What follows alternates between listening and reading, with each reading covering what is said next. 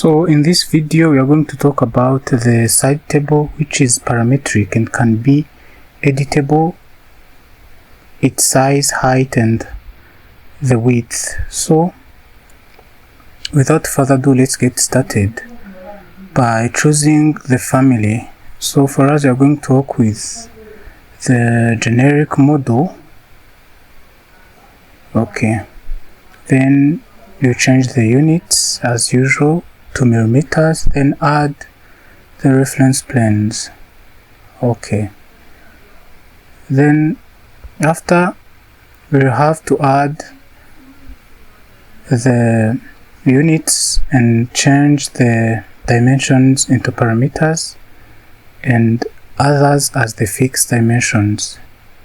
So for us we are going to do a side table with 50 centimeters to 150 centimeters.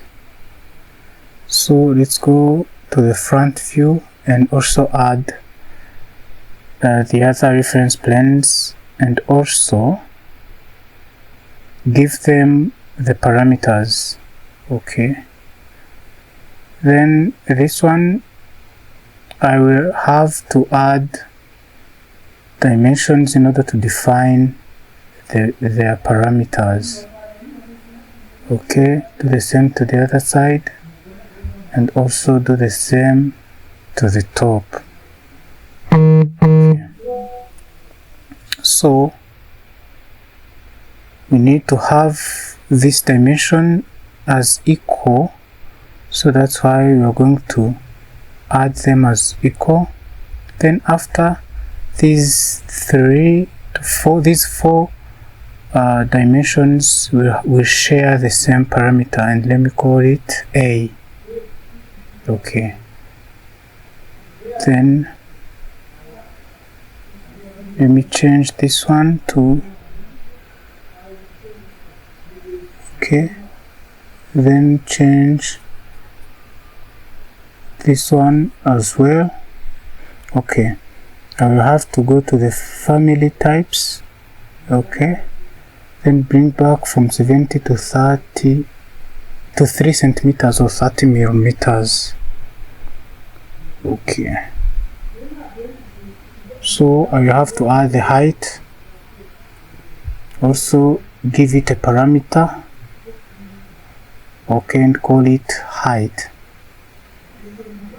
I'll type height. Okay, then hit OK to finish.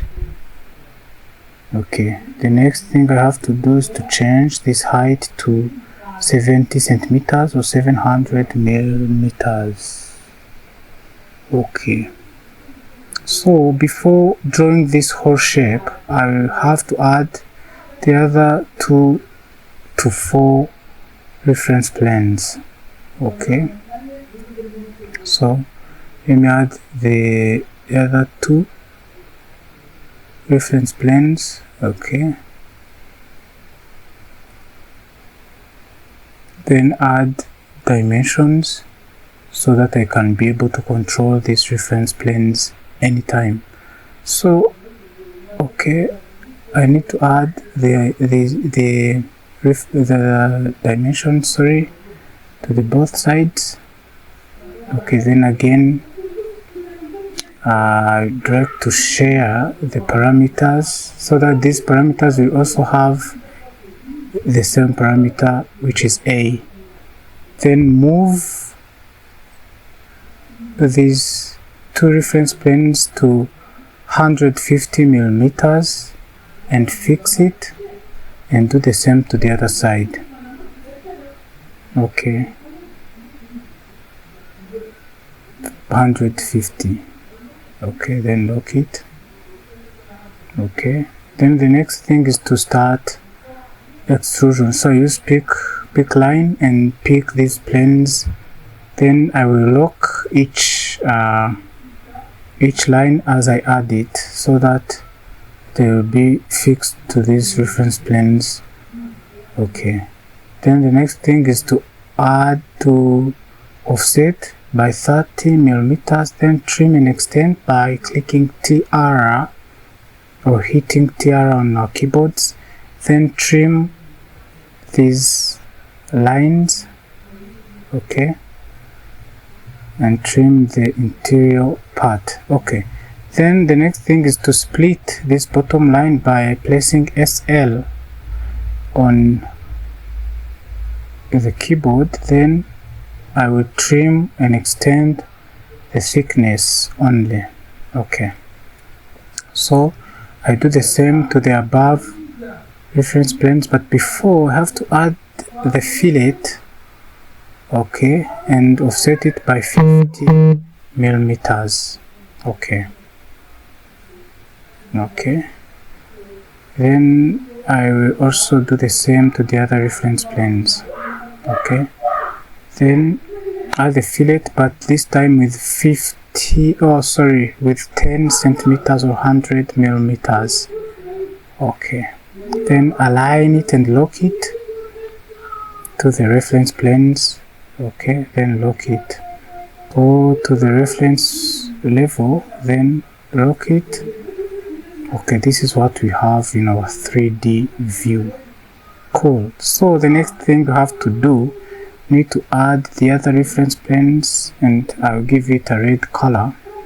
Okay, and change to the dotted lines. Okay, then I have to share it equally, so that's why I use dimensions and press EQ. Then the next thing I have to do is to draw, okay, by using spline, to draw the shape that I want, and this shape is drawn to the first reference plane, because as you saw, I've already named those 4 reference planes in the ref level. So I will choose the reference plane, then adjust the splines as I want, then hit finish. Okay, then after I do the same to the other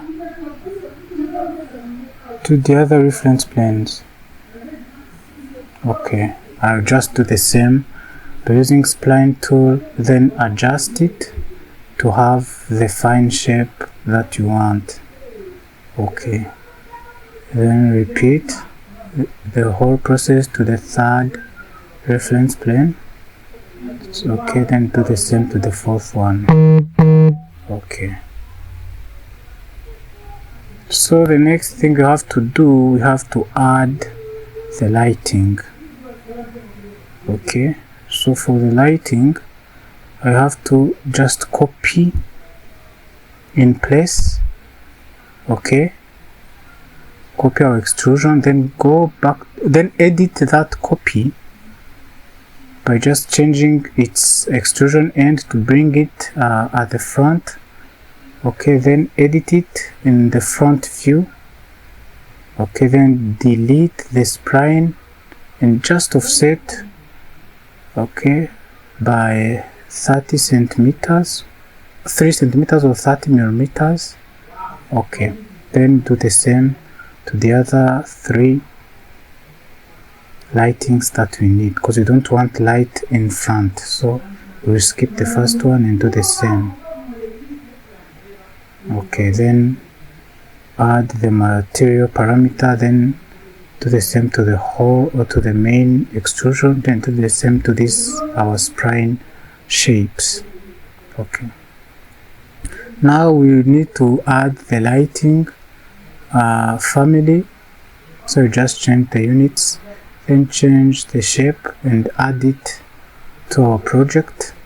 Okay, so we need to select this particular light of ours, then change its size and its length.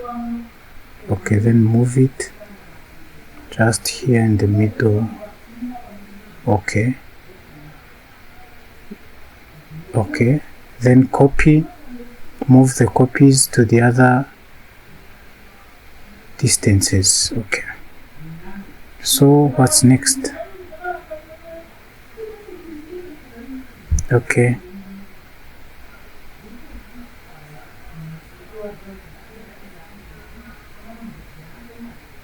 Okay,